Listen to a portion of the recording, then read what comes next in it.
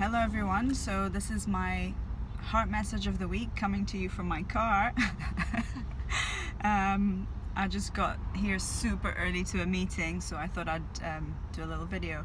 And this is for all the empaths out there who are still struggling to maintain energetic boundaries, more so emotional boundaries. If you're still taking on other people's emotions and energy, then this is for you basically. So on my own journey from being an empath and being always overwhelmed by other people's emotions, what I have found is the more that I heal my wounds, is in particular the deep-rooted trauma and emotional wounds, the less I take on other people's stuff basically. So I'm now able to, for example, go to a mall and not get overwhelmed. I used to always feel drained and suffer from things like headaches and just I used to just get overwhelmed being in a shopping mall when there was just too many people.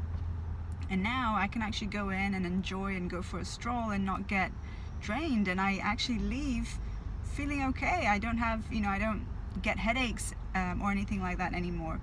And this is something that one of my clients yesterday mentioned. We've been working together now for a few months, and she's highly sensitive. She's super, empath, and she said she noticed that she no longer gets overwhelmed by other people's emotions, and she doesn't feel guilty for saying no as well. And this is something that she struggled with in her work environment, and she said she can still feel other people's emotions, but she doesn't take it on, and it's happened in a way that is so natural and effortless.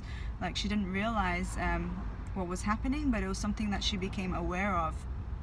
And so for those of you who are still struggling to have this sort of boundary, this energetic boundary, then there are tools that you can use. So there's a really good homeopathic remedy that I use. Actually, I don't use it so much anymore, but I used to use it in the beginning, and it's called sepia, and it just helps you to protect your energy. There's an essential oil that I use called White Angelica, and it's from the Young Living brand. If you want, you can message me and I can, let you know where to buy it. But this I still use before sessions, just to protect my aura and my energy field, just to give myself some support. But that's also a really nice tool to use. However, to break the pattern, to become an empowered empath, you need to heal your wounds. Because otherwise, the traumas and the emotional wounds are like holes in your aura, and that's where the beliefs, the limiting beliefs are, and that's where you take on other people's emotions. So yeah, so I hope that kind of makes sense. And I hope this helps. So for those of you who are still struggling to be an empowered empath, who are still struggling with feeling drained and overwhelmed and just heavy and tired when you're around people, this is one of the first things that I would really recommend you start looking deeper into, which is your emotional wounds and any traumas that are unresolved or unhealed. Otherwise, you can use the other tools that I shared, but you will have to use them all the time. And you'll have to be clearing your energy all the time, like doing things like cord cutting, energy exchanges, cleansing your aura.